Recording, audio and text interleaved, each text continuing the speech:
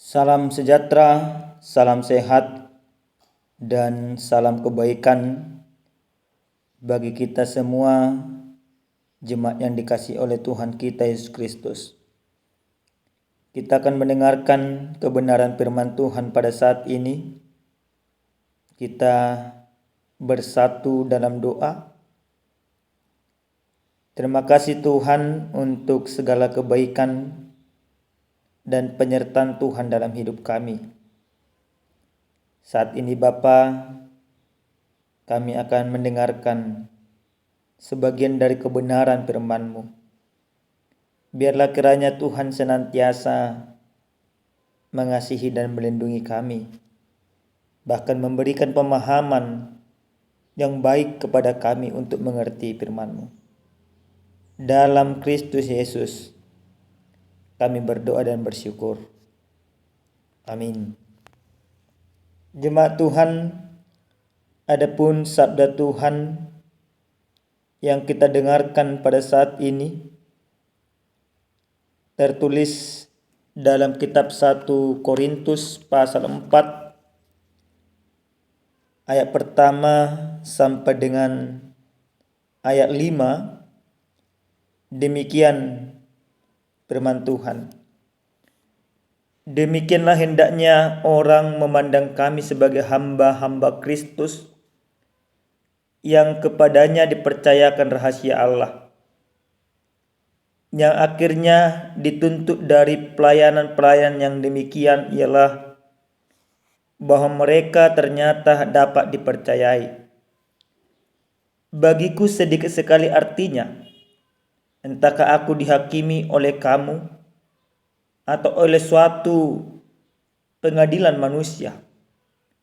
Malahan diriku sendiri pun tidak kuhakimi. Sebab memang aku tidak sadar akan sesuatu.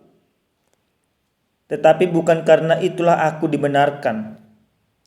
Dia yang menghakimi aku ialah Tuhan. Karena itu, janganlah menghakimi sebelum waktunya, yaitu sebelum Tuhan datang.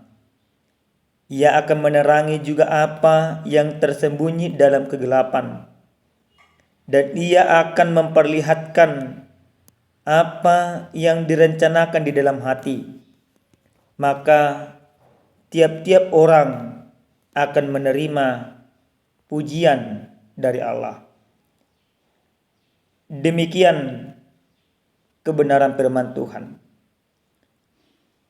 Jemaat yang dikasihi oleh Tuhan kita Yesus Kristus, tentu jika diberikan dua pilihan kepada kita, yaitu pilihan pertama untuk memuji, untuk menghormati, untuk menghargai, untuk mencari nilai-nilai yang baik dari diri seseorang, dengan pilihan yang kedua untuk merendahkan, untuk menghakimi, untuk menjelek-jelekkan, mana yang paling mudah kita pilih? Atau mana yang paling mudah kita lakukan? Tentu mungkin kita akan sepakat, atau kebanyakan atau dominan, walaupun tidak semuanya, dominannya kita akan memilih untuk mencari kesalahan atau menghakimi orang lain. Apalagi jika orang tersebut tidak kita sukai. Apalagi jika orang tersebut tidak kita anggap berarti bagi kita.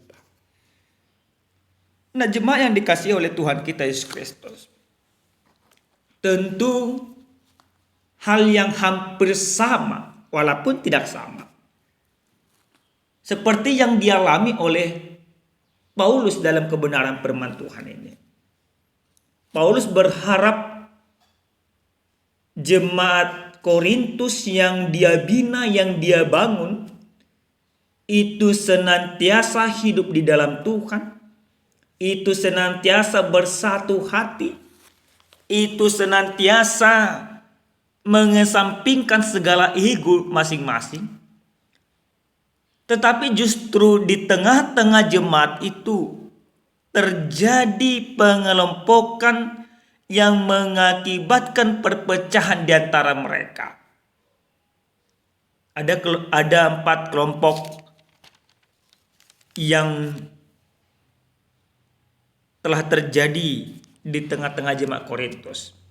Kelompok pertama disebutkan yaitu dari golongan Paulus, yang kedua dari golongan Apolos, yang ketiga dari golongan Kefas, dan yang keempat dari golongan Kristus. Nah, kelompok ini tentu merasa lebih benar daripada yang lain, merasa lebih hebat, dan merasa orang-orang yang mereka agungkan juga merasa lebih pasti. Walaupun sebenarnya Paulus, Kefas, Apolos, mereka senantiasa bersatu hati. Tidak ada perkelahian di antara mereka. Tapi para pengagum, para orang-orang tertentunya yang justru merasa pembelaan-pembelaan itu begitu penting. Nah, sampailah kepada sebuah pemahaman, karena kelompok mereka lebih benar, timbullah untuk menghakimi satu sama lain. Bahkan pada saat itu kerasulan daripada Paulus itu sendiri diragukan.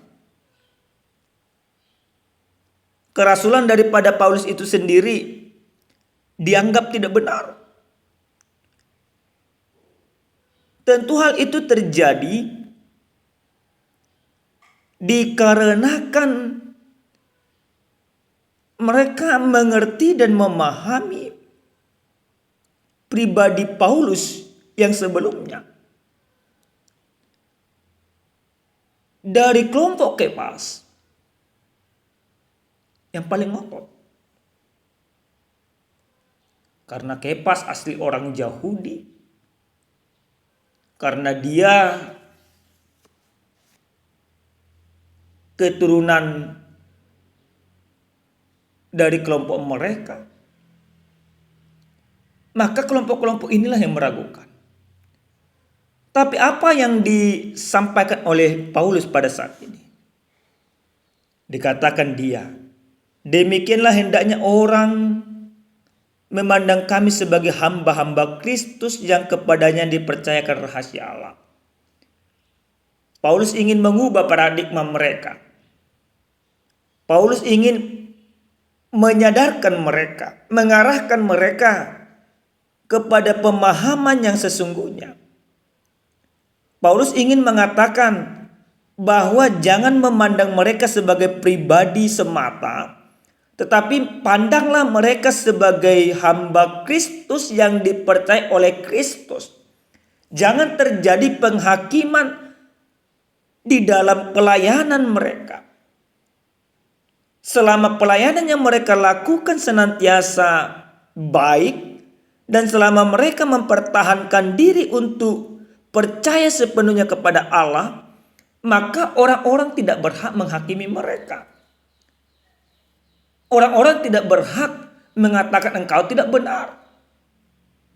Apalagi penghakiman itu karena sebuah sentimen di dalam kepribadian. Bukan penghakiman standar. Bukan karena mereka bersalah. Bukan karena mereka melacur. Bukan karena mereka membalik-balikkan fakta. Tapi hanya karena persoalan sentimen semata. Hal inilah tentu yang mau diluruskan oleh Paulus. Maka apa yang dia lakukan, yang dia sampaikan dalam ayat yang kedua, yang akhirnya dituntut dari pelayan-pelayanan yang demikian ialah bahwa mereka ternyata dapat dipercaya. Dipercaya sesuai dengan standar Allah itu sendiri, sesuai dengan Alkitab. Jemaat yang dikasihi oleh Tuhan kita Yesus Kristus. Apa yang disampaikan oleh Paulus dalam sabda Tuhan ini juga tentu berlaku bagi kita di zaman sekarang. Kenapa kami katakan demikian? Hal yang sangat lumrah yang terjadi sekarang ini, para jemaat yang dilayani di suatu gereja selalu melakukan pembandingan. Kalau pendeta ini seperti ini, kalau pendeta ini seperti ini, kalau sintua ini seperti ini, kalau sintua ini seperti ini. Seakan-akan pendeta itu berbeda. Firman yang disampaikan pendeta itu pun seakan-akan berbeda. Padahal firman yang disampaikan oleh para hamba Tuhan sama. Bersumber dari sumber yang sama, yaitu dari Alkitab. Bersumber dari ajaran yang sama, yaitu Kristus. Tapi kalau sudah pengajarannya tidak lagi sesuai dengan Alkitab, baru boleh kita menghakimi. Tapi memang Bapak Ibu, kita tidak boleh pungkirin juga, gereja-gereja di zaman sekarang juga sudah banyak seperti itu. Menganggap gerejanya yang jauh lebih baik daripada gereja orang lain. Jemaat Tuhan, hal apa yang boleh kita lihat dari firman ini di dalam kehidupan kita sesuai dengan tema jangan menghakimi? Yang pertama, firman ini mau mengajak, mau mengarahkan, mau mengingatkan kita supaya setiap orang yang percaya di dalam kehidupannya jangan melakukan penghakiman yang tidak benar di dalam kehidupan, apalagi penghakiman karena sentimen semata. Karena apa? Karena Kristus lah menjadi penghakim yang sesungguhnya bagi kita, bagi para hamba Tuhan, bagi para pelayannya, bagi para jemaat. Lalu kita akan bertanya, bagaimana Pak Pendeta penghakim yang ada di dunia ini? Itu sah-sah saja. Kalau engkau memang mencuri, engkau harus dihakimi. Tapi bukan penghakiman yang seperti itu yang dijelaskan, yang mau dikatakan di dalam kebenaran firman Tuhan ini. Penghakiman yang sampai engkau melakukan hal yang tidak benar karena sentimen semata. Penghakiman yang sampai membunuh karakter seseorang. Dia bukan salah, tapi engkau katakan dia salah sesuai dengan standarmu. Dia bukan mencuri, dia bukan melacur, tapi engkau katakan dia tidak benar oleh karena ketidaksukaanmu. Hal itu tidak boleh, Bapak Ibu yang dikasihi oleh Tuhan kita Yesus Kristus. Yang kedua, dari firman ini mau disampaikan kepada kita, bagaimana juga orang-orang percaya itu harus bisa dipercayai. Ini yang kedua. Sering sekali para orang-orang percaya yang sudah menerima mandat di dalam Kristus, mereka tidak menjadi orang-orang yang dipercaya. Kenapa bisa demikian? Mereka tidak menyadari akan panggilan kehidupannya di dalam pelayanannya. Oleh karena itu, sesuai dengan sabda Tuhan ini kita mau diarahkan bagaimana orang-orang yang menjadi hamba-hamba Tuhan supaya sungguh-sungguh melakukan firman Tuhan sehingga dia dapat dipercaya karena Allah sudah memberikan rahasia kepadanya, rahasia kebenaran, rahasia yang begitu besar di mana Kristus itu adalah Allah, di mana Kristus itu adalah menanggung dosa manusia dan menyelamatkan manusia. Rahasia ini sudah diberikan kepada setiap hamba Tuhan. Kenapa rahasia ini diberikan oleh Allah? Karena para hamba Tuhan menjadi orang-orang yang dipercayakan oleh Allah untuk menyampaikan rahasia ini kepada semua orang. Maka orang-orang percaya harus menjaga kepercayaan yang diberikan oleh Allah itu di dalam kehidupannya. Jemaat Tuhan, yang terakhir sekali, firman ini mau mengajarkan kepada kita di mana setiap orang yang percaya tidak boleh lari dari panggilan dan tugasnya. Supaya jangan dihakimi Tuhan kita. Kita harus memahami Bapak Ibu. Gereja yang sesungguhnya adalah jemaat atau rumah tangga. Maka Tuhan mempercayakan kebenaran atau tugas kepada setiap orang yang percaya untuk melakukan sesuai yang dikehendaki oleh Tuhan. Maka karena rumah tangga gereja yang sesungguhnya, tugas itu diberikan kepada para suami, para istri untuk mendidik anaknya supaya melakukan kebenaran firman Tuhan. Supaya hidup anak-anak Tuhan ke depannya hidup di dalam kebenaran, hidup di dalam kedamaian, hidup di dalam iman kepada Kristus. Jauhkan sifat menghakimi di tengah-tengah kehidupan, di tengah-tengah rumah tangga, di tengah-tengah pekerjaan dimanapun kita berada. Amin. Kita berdoa.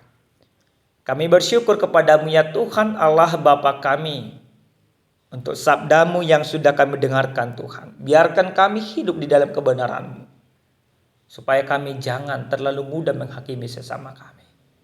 Terima kasih Bapa. Dalam nama Yesus kami berdoa dan bersyukur kepada Tuhan. Amin. Salam sejahtera Bapak Ibu, Tuhan Yesus memberkati.